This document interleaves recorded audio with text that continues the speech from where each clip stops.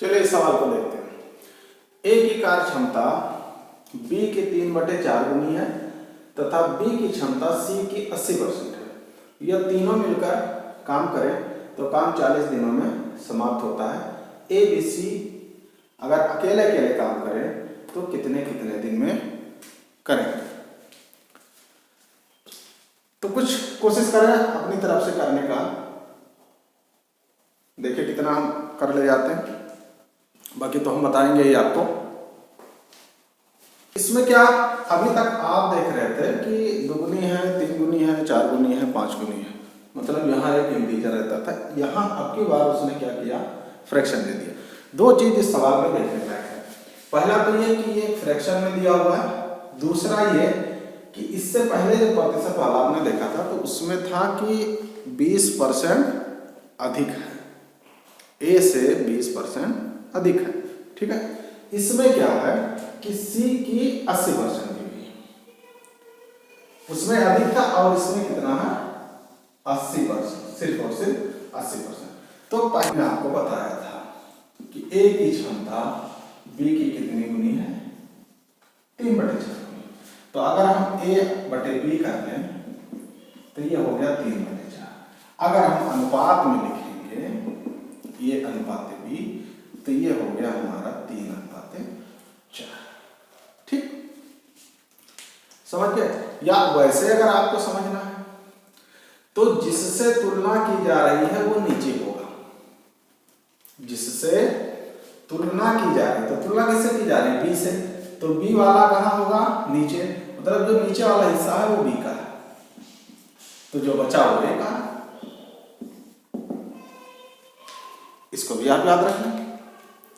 तो ये आपके लिए अवरेजिंग हो जाएगा। इतने सारे प्रोसेस करने से आप बच जाएंगे। जिससे तुलना हो रहा है वो नीचे होगा, जिससे तुलना हो रही है वो कहाँ होगा, नीचे होगा। तो यहां तुलना किससे, ए की क्षमता बी की, मतलब बी की तुलना में, तो जिससे तुलना हो रही है वो कहाँ, नीचे। तो बी वाला कहाँ, नीचे 4, तो ए वाला ऊपर 3। बात देखिए, ठीक। अब दूसरे वाले देखें। इसमें हो सकता है आप कभी कंफ्यूज हो जाएं कि जिससे तुलना हो रही है वो नीचे और जिसकी हो रही है वो ऊपर। इससे अच्छा है कि इसको पकड़ लें।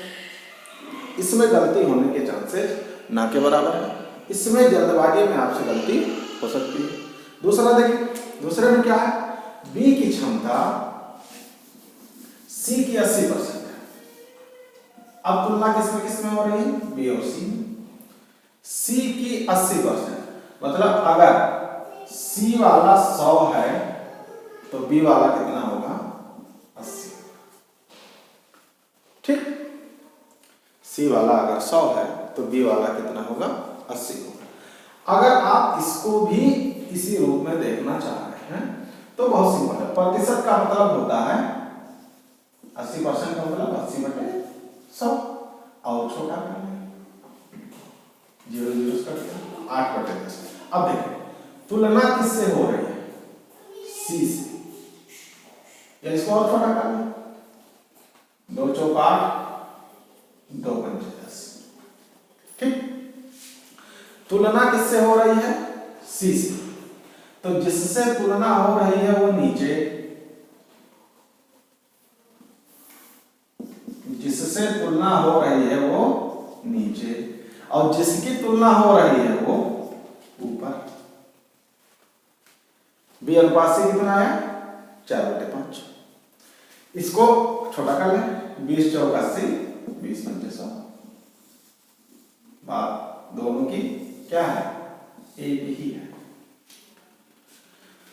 अगर ना समझ में आया तो देख लें फिर से एक बार, यही मेन चीज है, यही आप, तो जिससे तुलना हो रही है वो नीचे, मतलब बी अनुपात सी, तो जिससे तुलना हो रही है वो नीचे, सी से तुलना हो रही है सी की, तो सी वाला कहाँ होगा, नीचे होगा, और जिसकी हो रही है वो कहाँ होगा, ऊपर। तो बी और सी में अनुपात मिला किसका, क्षमता का अनुपात। इसको जरूर याद रखें, क्षमता का अनुपात कितना हो गया, 4/5। बी और सी की क्षमता का अनुपात 4/5 है और ए और बी की क्षमता का अनुपात 3:4 है। तो इसमें हमको कुछ बराबर करना ही नहीं है, क्योंकि देखो इसमें 3 ही टर्म है, 3 ही बंदे हैं, ए बी और सी, जिसमें बी क्या है 2 बार है, बी इसमें भी है और बी इसमें भी है। तो बी इसमें भी 4 है और बी इसमें भी 5 है, बी इसमें भी 4 है। तो हम क्या करेंगे, आप ए और बी और सी का अनुपात लिखेंगे। तो ए के नीचे 3, बी वाला कितना है 4, सी वाला कितना है 5। तो तीनों की क्षमता का अनुपात हमको मिल गया 5, 4, 5। ये इनकी क्षमता का अनुपात। अब कह रहा तीनों मिलकर काम करें तो काम 40 दिनों में समाप्त हो सकता है, होगा। हमने आपको बताया कि जब मिलकर काम करें तो सबसे पहले हम काम की यूनिट निकाल लें। काम की यूनिट कैसे निकालेंगे, तीनों मिलकर काम कितना होगा, तीनों मिलकर कितने दिनों में कर रहे हैं 40 दिनों में, गुणे तीनों की क्षमता 4, 3, 7, 5, 12। तो 12 चौक 48। कितने यूनिट काम होना है, 48 यूनिट काम होना। यूनिट वाला कॉन्सेप्ट या कुर्सी वाला कॉन्सेप्ट, हाथी घोड़ा, जो कुछ भी आप अपनी भाषा में जो कुछ भी आप समझना चाह रहे हैं उसमें आप इसको समझ लें।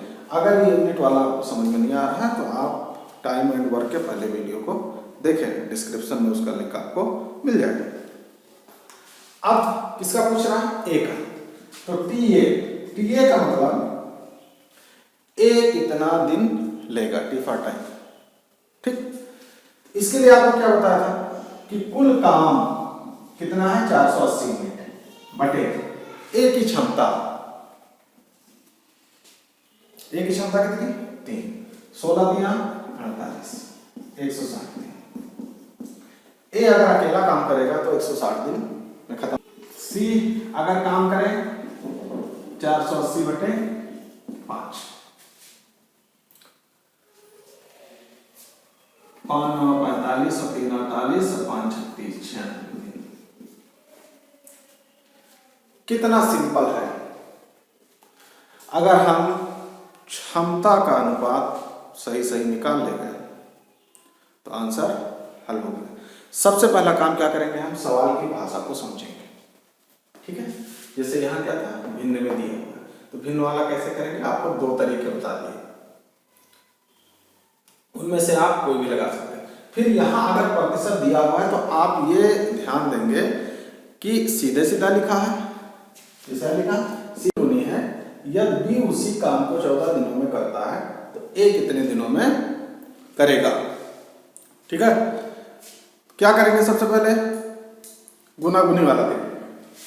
क्या बताया था आपको, 2 बंदे हैं ए और बी, 3 गुनी, अगर बी 1 है, ए कितना होगा 3 होगा। ये क्या होगी इफिशियंसी। ठीक, अब क्या देखना हमको, अब हमको यह देखना कि किसका काम दिया हुआ है, किसी एक बंदे का दिया हुआ है। तो यहां क्या लिखेंगे, हम समय लिखेंगे।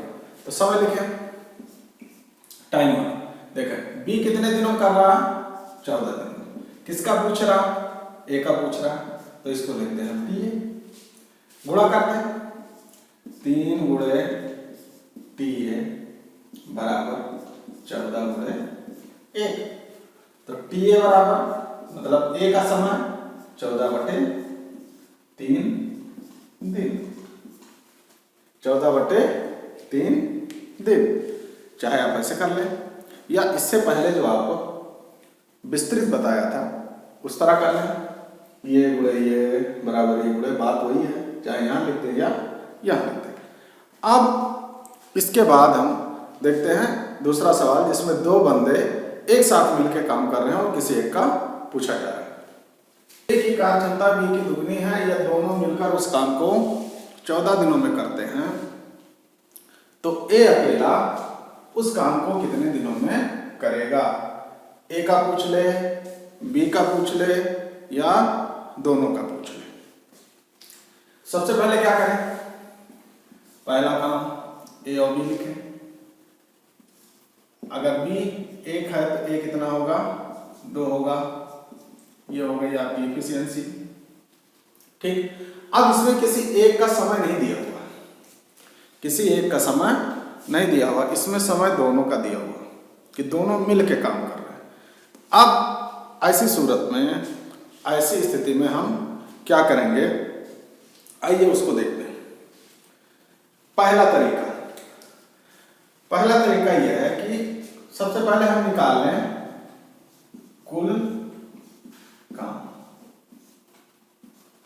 कुल काम हमको कैसे मिलेगा? जो दोनों मिलके कर रहे हैं वो दिन, दोनों मिलके कितने दिन में पूरा कर रहे हैं? 14 दिन में कर रहे हैं। और दोनों की क्षमता, काम होना, कितने यूनिट काम होना? 42 यूनिट। अब किसकी निकालनी है हमको? ए की। तो कुल काम बटे जिसका हम निकाल रहे हैं उसकी क्षमता। तो कुल काम कितना? 42।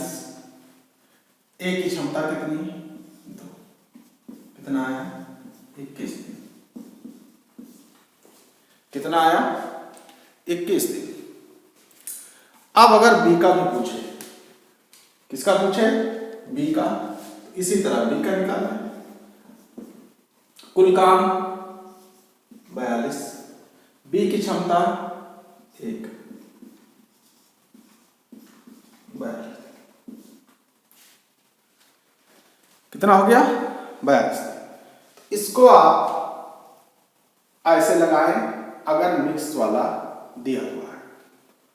अब आप सोच रहे होंगे कि इसको जो इससे पहले वाले सवाल में जो तरीका बताया उससे क्यों नहीं किया, उससे क्यों नहीं किया? आइए हम आपको उससे भी बता देते हैं कि उससे कैसे करेंगे। इधर उससे देखते हैं। क्या आपको बताया था कि क्षमता, तो देखो इसमें क्या है, दोनों मिलके काम कर रहे हैं 14 दिनों में, तो जाहिर सी बात है अगर दोनों मिलके काम कर रहे हैं तो दोनों की क्षमता को भी हमको मिलाना पड़ेगा। तो दोनों की क्षमता को हम मिलाएं, तो दोनों की क्षमता को हम मिला लें। तो इफिशियंसी ए प्लस बी, मतलब ए और बी की क्षमता गुणे ए और बी द्वारा लिया गया समय मिलके। किसका हमको पूछ रहा है? ए का पूछ रहा है। टी ए गुणे ए की क्षमता। तो ए और बी, ये ए की इफिशियंसी है और ये बी की इफिशियंसी, दोनों को जोड़ दें आप, जो कि मिलके काम कर रहे हैं ना, इफिशियंसी जुड़ जाएगी। कितना समय लग रहा है? 14 दिन। ए का पूछ रहा है, ए की इफिशियंसी 2, ए की इफिशियंसी 2 है। ए कितना आया?